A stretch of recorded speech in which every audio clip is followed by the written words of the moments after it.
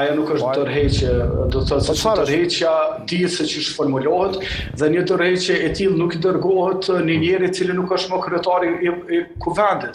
Tërheqja dërgohet në KQZ, nëse kryeministri nuk del me shu tërheqje, me kënaqësi ja shujmë edhe tërheqjet atij. A do shfaqesh e vullnetar t'ia shkruash tërheqjen me këto kushtrim.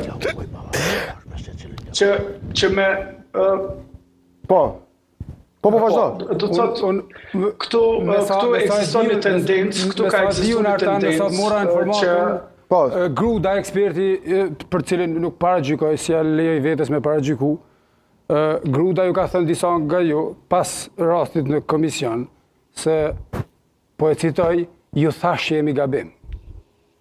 Se ku? Do ta shohim videon e votimit, pas pak. Për Agim Batir me rrugë kurvat, nuk është e vërtetë.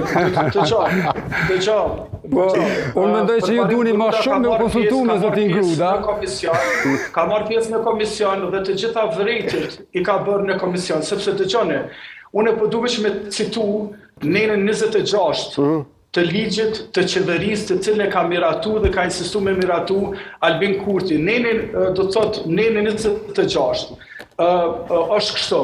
Në rast se anëtarët e qeverisë në detyrë zgjidhet deputet i Kuvendit të Republikës së Kosovës, i njëjti duhet të japë dorëheqje nga posti anëtarit të qeverisë para ditës së certifikimit të rezultateve të zgjedhjeve. Okej, Artan, çdo pak me neve, veç pak, se nuk po jam në studio dhe po kam të pamundshme. Dhe këtë ligj e ka miratu me insistim Albin Kurti. Dhe paramendoni ky ligj në vitin 2022 e ka miratu. Ky ligj ka shku edhe në Komisionin e Venecias.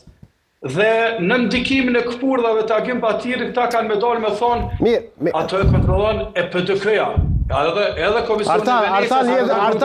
Artan, je duke bullizu kolegun. Duhet me pas nocione të së drejtës. Me fjalë tjera, me folë për gjana, se këto e në aspekte të ndishme. Me fjalë tjera, këtu bëhet fjalë për një njeri cili është hilegji. Është hilegji, nuk pranon kushtetutin, nuk pranon ligjet. Ai mundohet me imponu ligjet e veta dhe mundohet që të gjithë me nështru ligjeve absurde të tij. Ja, këtë në konsiderata subjektive. Partia Demokratike e Kosovës